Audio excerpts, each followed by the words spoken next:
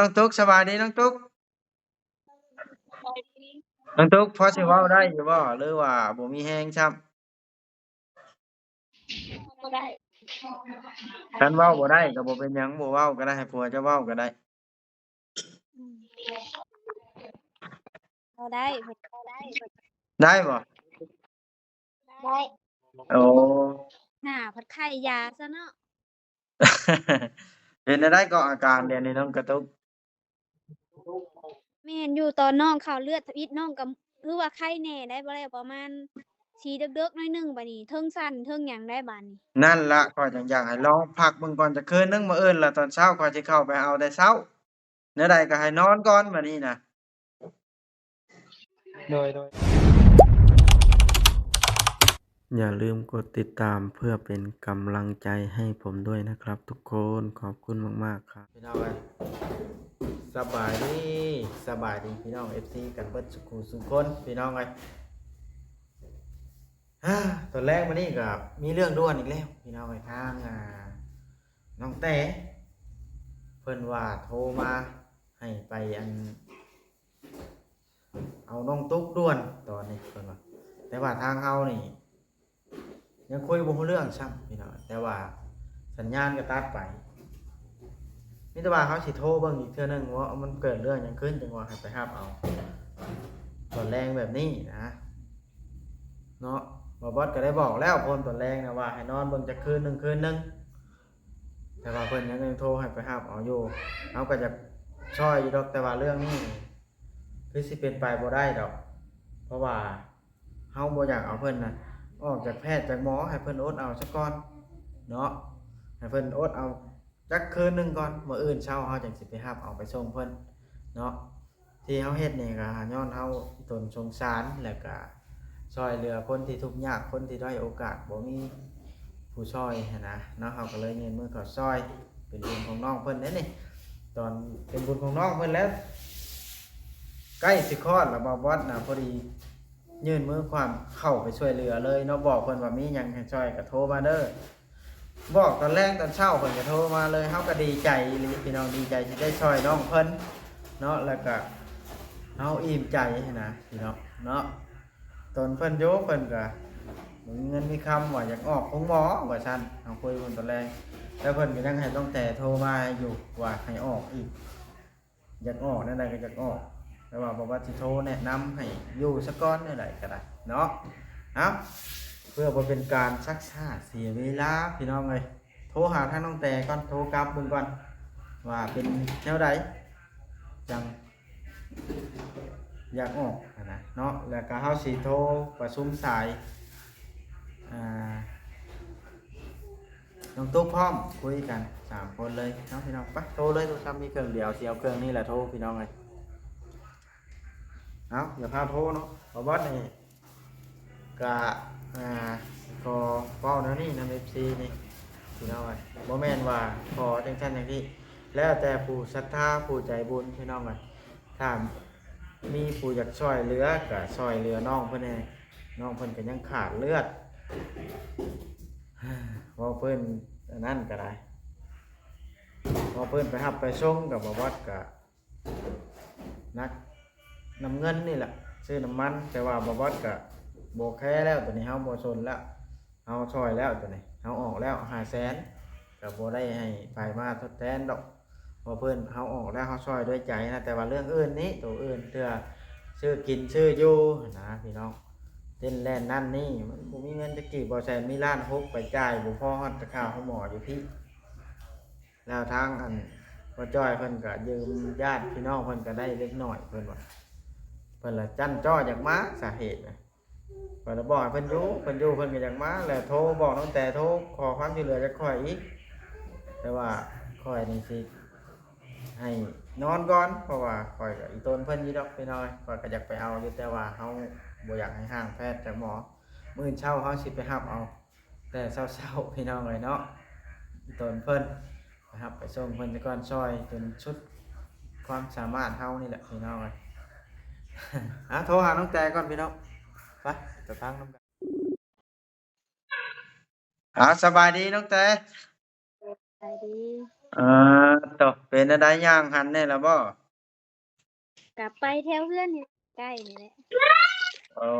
ไปได้แน่แล้วโอ้ยลูกก็ได้น้องตุ๊กเพิ่นโทรมาว่าแนวใดอะน่ะเพิ่นโทรหาเจ้าบ่ แม่นเพิ่นแชตมาว่าบอกให้บ่าวไปเอาแหน่เพิ่นว่าบ่มีเงินแล้วเพิ่นน่ะโอ้ข้อยคือบอกแล้วพร้อมตอนแรกน่ะว่าให้นอนก่อนจักคืนหนึ่งว่าบ่มีก็ขอเพิ่นนอนซะก่อนเพราะว่ามันเขาเข้าเลือดใหม่ล่ะคนบ้านข้อยน่ะมันเคยมีผู้หนึ่งเข้าแล้วมันมาเฮือนแล้วมันเป็นชั้นเป็นหนาวเป็นจังแล้วมันได้ไปกลางคืนไหมบัดนี้ข้อยย้านมันเป็นแบบนั้นน่ะนะอืมบ่ก็แม่นแบบนั้นเดี๋ยวน้องสิเอาเพิ่นเข้ากลุ่มนำได้บ่เว้านำเพิ่นเองโทรอันเข้ากลุ่มลองเบิ่งดูคันโทรได้โอเค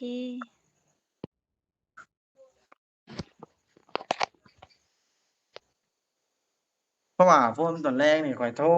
คือบอกแล้วว่าอันนั้นยังบ่เชื่อกันเว้าอะแต่บ่มีเงินอย่างเดียวแล้วบ่อันนั้นแล้วมันก็บ่จักแนวเฮ็ดแล้วข้อยก็ได้อืม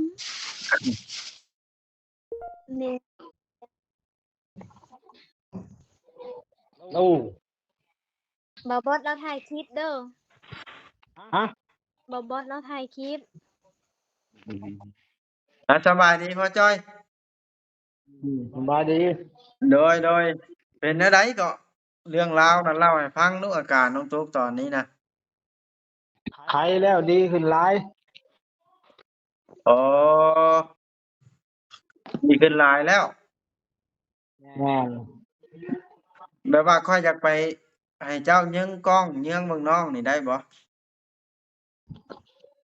ได้เอบ่แม่นเพิ่นอคิดฮอดลูกบ่บ่าวบอสๆฮะบ่แม่นเพิ่นคิดฮอดลูกเพิ่นบ่จังว่านี่แหล้วนั่นก็ได้เบิ่งลูกอย่าเข้ามากล้อง เพิ่นเห็นแล้วบ่ลักษณะลูกเพิ่นน่ะตอนเพิ่นเห็นแล้วตอนอยู่ห้องคลอดก็ได้เพิ่นนั่งเบิ่งอยู่ก็เข้าไปเบิ่งอยู่แต่บ่ได้ถ่ายคลิปเอาซ้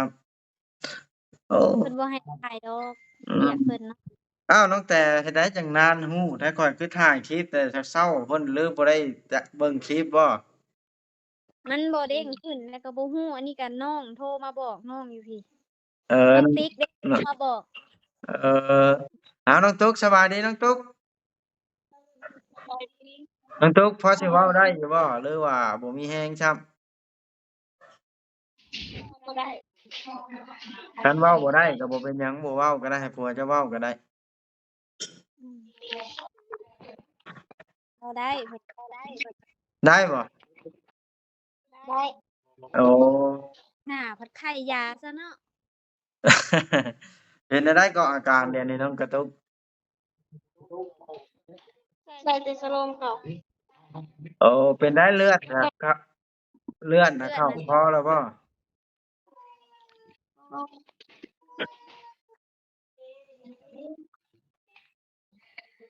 โดยอันน้องว่าสิกลับได้เบามื้อนี้บ่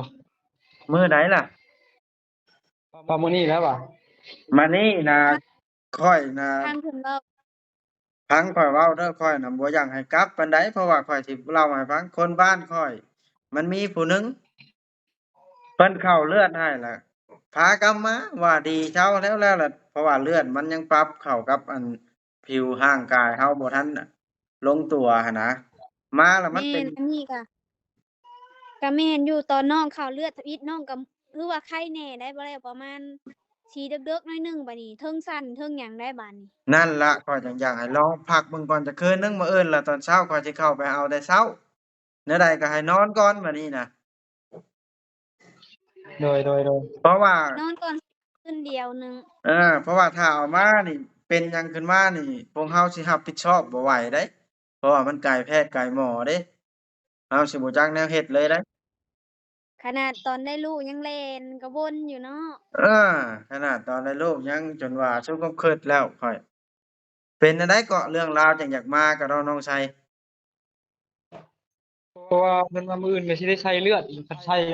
เอาเงินมาได้ใส่บ่ว่าเพิ่นใส่เลือดก็คือข้อยคือกันพังข้อยเว้าเด้อข้อยกับทอิตว่าสิได้ใส่2ถุงเลือดน่ะบัดแล้วเฮาก็พังเบิ่งอาการเฮาเบิ่งสีสันเฮาแบบมันก็ เฮาใส่ทำอิฐน่ะเฮายังบ่ฮู้ดอกว่าเลือดเฮาน่ะส่ำใดส่ำใดเพราะว่าเลือดเฮายังบ่ได้แล่นกับเนื้อกับตัวเฮาเด้ข้อยทำอิฐข้อยก็ยังว่าสิได้ใส่ฮอด3ถุงพู้นได้เลือดน่ะมาเอิ้นเนาะเว้าเพิ่นใช้เลือดเนาะน้องแต่คันสมมุติว่าอันอืมเพิ่นสิให้ใช้สมมุติเฮาบ่มีเฮาก็ขอเพิ่นออกมาเมื่อแล้วมันบ่มีเฮ็ดแนวใดซะเนาะก็แนวนั้นแหละเฮ็ดได้มีก็บอกเพิ่นตัวเลือดนี่นะตัวเลือดก็ได้เสียอีกแนวมันน่ะ ตรวจเลือดข้อยเนาะมันบ่มีเฮาก็บ่กวดเฮาก็ท่านอนมามื้ออื่นอย่างเดียวแล้วข้อยก็บ่จักแนวแนะนำเด้ข้อยก็เพราะว่าเงินนำข้อยก็บ่มีเด้ข้อยไปรับไปส่งน่ะได้อยู่ดอกข้อยช่วยได้เท่าที่ข้อยช่วยหั้นแหล้วคันแม่นว่าจั่งใดก็สิมาก็อดเอาซะคืนเดียวหนึ่งแม่นจั่งใดก็ให้อดเอาเฮ็ดก่อนจั่งใดมันบัดนี้นะเฮาบ่มีเงินก็บอกเพิ่นว่าก็บ่ได้ใช้ก็สิเมื่ออยู่เรือนอยู่ซ่านก็แม่นว่าเป็นหั้นเป็นนี่มาก็บ่ให้โทษเพิ่นหั้นแหล้วมันมีแล้วเดี๋ยวสิปรึกษากันเบิ่งอีกเทื่อหนึงก่อนเออๆๆๆอันแนวใดก็ให้นอนก่อนคืนบัดนี้น่ะเด้อมื้ออื่นแหละสิให้โดเราไปยเช้าอาๆมื้ออื่นข้อยสิไปแต่เช้าดอกข้อยสิไปรับเอาโดยอา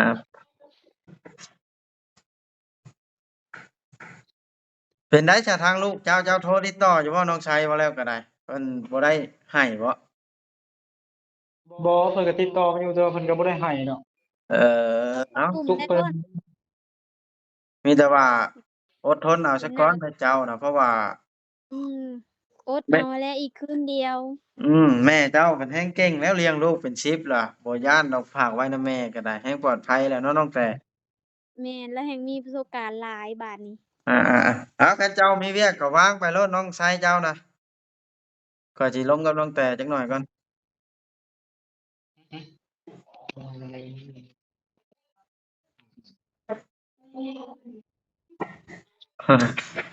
เด้อพ่อจ้อยเด้ออดเอาก่อนเด้อมื้อนี้เด้อ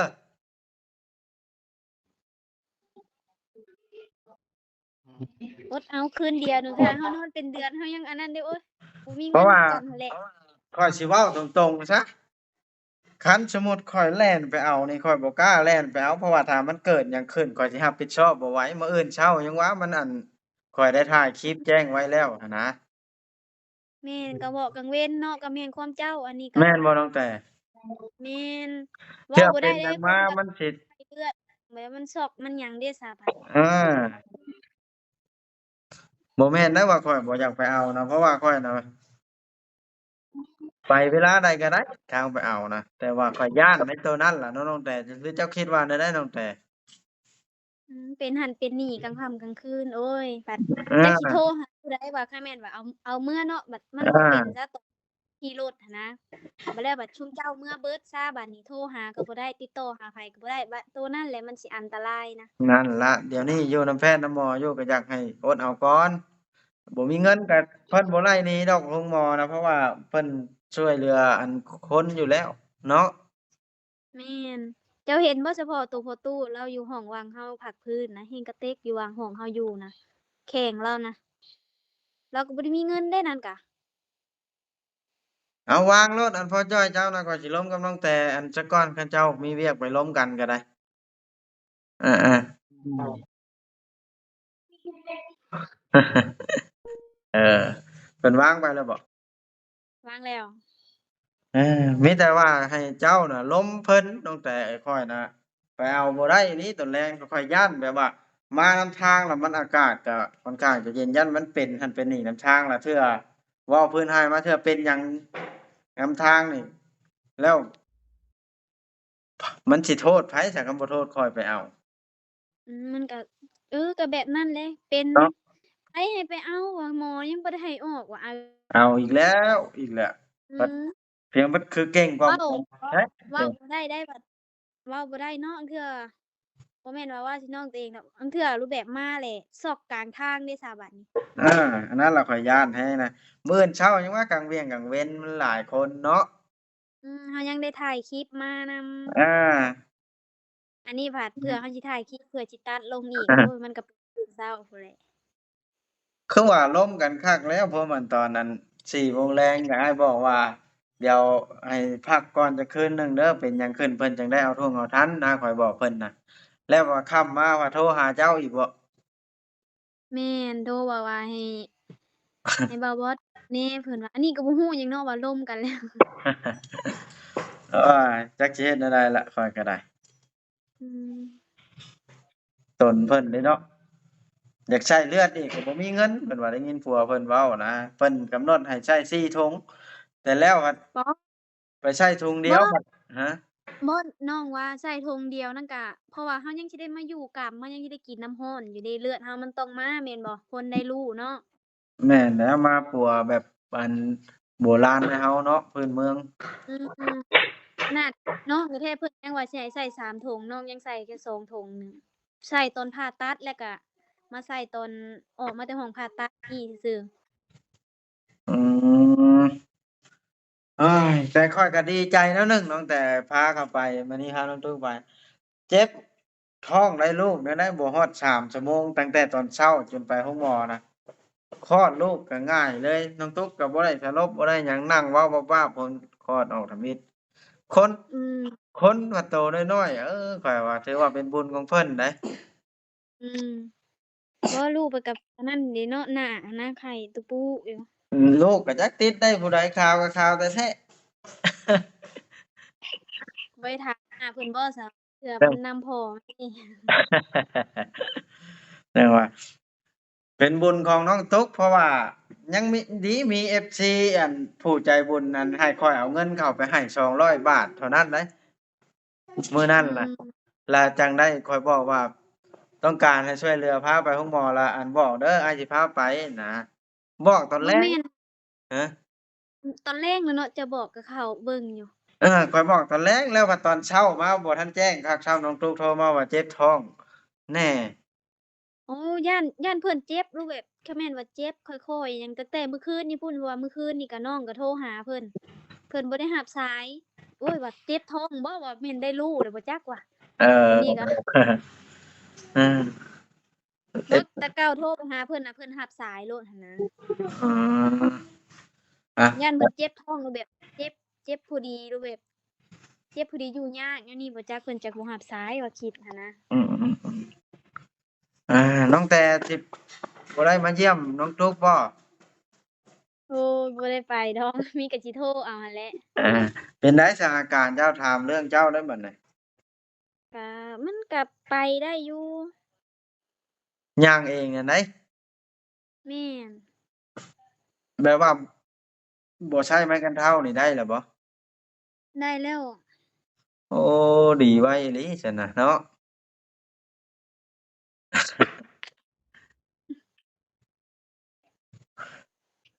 คือว่าดีใจนำตั้งแต่ดีแล้วก็ได้มื้อใดเฮ็ดอันนั้นน่ะเฮ็ดงานผูกแขนน่ะผูกแขนไผเจ้าผูกแขนป้าบ่หรือเป็นไผเจ้าเว้าหั่นผูกแขนป้าแล้วเหรอบ่เดือน4เดือนยัง4เพิ่นอืมอาๆสิมาบ่ๆจังว่านี่แหล้วอันนั้นก็ได้ นะฟังเบิ่งก่อนจังว่าอีกแล้วเออเพิ่นอยากเมื่อจันเจือกหั้นแหล้วโทรคนตอนแรงเว้าเพิ่นน้องตุ๊กอะเนาะแต่ว่าแนะนำให้เพิ่นนั่นอดเอาก่อนอ้างว่าแต่บ่มีเงินบ่มีเงินโอ้ไปสิจักแนวเฮ็ดเนาะ จักโลลูกเพิ่นน่ะลืมสองถามสองโลปลายเด้อื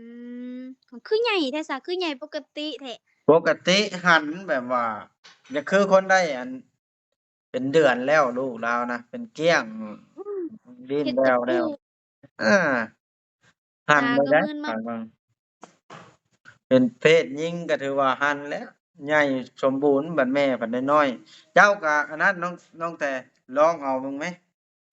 โอ๊ยบ่บ่บ่บ่บ่แม่นอันน้องบอยเพิ่นนั่นอยากได้เด็กน้อยแล้วมาเอ้ยอ้าว โอ้ยมีหลานอยู่เฮือนนี่ก็ได้เห็นอันน้องกระตุกเพิ่นแฮงน้อยกว่าเจ้าหลายเด้ย่างยืนใกล้กันเพิ่นยังคลอดง่ายอืได้น้องแต๋ว มเออ สายหัวซำปวกบาดนะมีแต่ว่าอันทางเจ้าก็คันติดต่อง่ายให้ติดตามตลอดมีหยังก็โทรหาเด้อน้องแต่เด้อ โอเคเพราะว่าคันแม่นข้อย ว่าโทรทางเฟซบ่ติดเดี๋ยวโทรทางเบอร์เด้อ โทรคือทางเบอร์คือเก่าแล้วเจ้าก็โทรทางเบอร์ก็มีอยู่เนาะให้ติดต่อเพราะว่ากลางค่ำกลางคืนนี่แนวใดก็ข้อยขอย้ำอีกเทื่อหนึ่งให้นอนก่อนบัดนี้น่ะ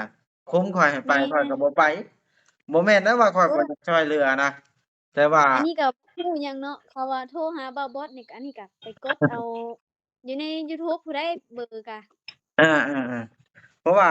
เป็นหยังมามันสิยากอะนะเนาะน้องแต่หรือความคิดเห็นแม่เจ้าว่าแนวใดจ้ะโอ้ยมันยากแท้อันนี้ก็อาคือคันแม่นว่าเว้าพื้นไปก็เนาะไปกลางค่ำกลางคืนน่ะผัดย้านตามทางแหน่ในแบบคุมื้อนี้เนาะอืย้านตามซอกตามทางตอนนั้นอันโอ้ยอย่าบุ๊บลูกอย่าบุ๊บสบายดีเอ้ยแต่นี่เอ้า สบายดีโอ้โอ้ดังแท้ ลูกสาวโอเคเด้อฉันน้องแต่มีแต่ว่าติดตามเด้อโดยโดยเอาดีเช้าไว้ๆเจ้าก็ได้บ่แม่นลูกเจ้าเด้น่ะบ่าวบอสหน้านิสัยตาบ่คือเจ้าก็แม่นนั่นแหละ บ่แม่นลูกเจ้าลูกเมียเจ้า มาเข้ากล้องเบิด2ได้สบายดีจังอ้ายก็ได้สวัสดีนั่นเด้สบายดีลูกมี2คนเท่าเฮ้ยนี้น่ะบ่คือเจ้าเบิดสองเลยคือแม่พู้นแม่นบ่รอติดพ่อจักคนบ่โอ้ยว่า บ่ฟังเนี่ยเสียงปากเอาบ่ได้แบบบ่ได้แม่นว่าเสียงปากทางเจ้าเลยเสียงทางแม่เบิด ว่าอ่าอืมคือเว้าแล้วแนวใดก็ติดตามข่าวมีหยังก็โทรสื่อสารกันแต่เฮานะข้อยก็ช่วยเท่าที่ข้อยช่วยได้คือเห็นแล้วน้องแต่เด้อ โอเคโดยโดยข้อยก็บอกไปนำนี้ล่ะบอกน้องตุ๊กเมื่อวานนี้แล้วก็ตอนเช้าเพิ่นก็โทรมาเลย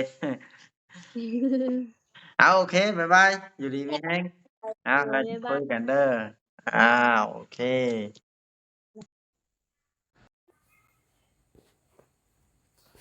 พี่น้องเอ้ยสำหรับคลิปนี้ก็สิได้จบคลิปลงส่ำนี้แหละเพราะว่าทางเราก็ได้โทรคุยกับน้องแต่เนาะเพราะว่าน้องตุ๊กเพิ่นก็ว่าให้น้องแต่เพิ่นโทรมาหาขอความช่วยเหลือจากบ่าววัดนะพี่น้องแต่ว่าทางบ่าววัดนี่สิขอบอกให้เพิ่นนอนก่อนคืนมานี้เอาบ่ไปเอาดอกพี่น้องเอ้ยเพราะว่าปล่อยให้อยู่น้ำแพทย์น้ำหมอซะก่อนเพราะว่าทางเพิ่นนี่สิอัน ว่าง่ายๆนะสิคิดอย่างเดียวถ้าแต่บ่มีเงินย่านบ่มีเงินใช้แพทย์ให้หมอดัดอยากมาบ่มีไผไล่เฮาหนีดอกบ่มีเงินก็ได้เพิ่นให้ความช่วยเหลืออยู่แล้วทางหมอเพิ่นแฮงดีทางหมอเมืองซับทางหมอแขวงซับพี่น้องโอเคพี่น้องคลิปนี้ก็ได้สิจบเพียงเท่านี้แล้วผิดพลาดประการใดก็ขอโทษขออภัยนำพี่น้องเอ้ยถ้าเกิดว่ามี FC ผู้ที่ใจบุญเนาะอยากช่วยเหลือ ทางน้องแต่จากน้องอันตุกเนาะจักเล็กจักน้อยก็ยินดีเป็นสะพานบุญให้น้องบ่บอสก็คิดอีตนเพิ่นล่ะช่วยเท่าที่เฮาช่วยได้ว่าเพิ่นก็บ่มีบ่อนเพิ่งอะนะครับก็เลยแล่นไปเอาเพิ่นโอเคพี่น้อง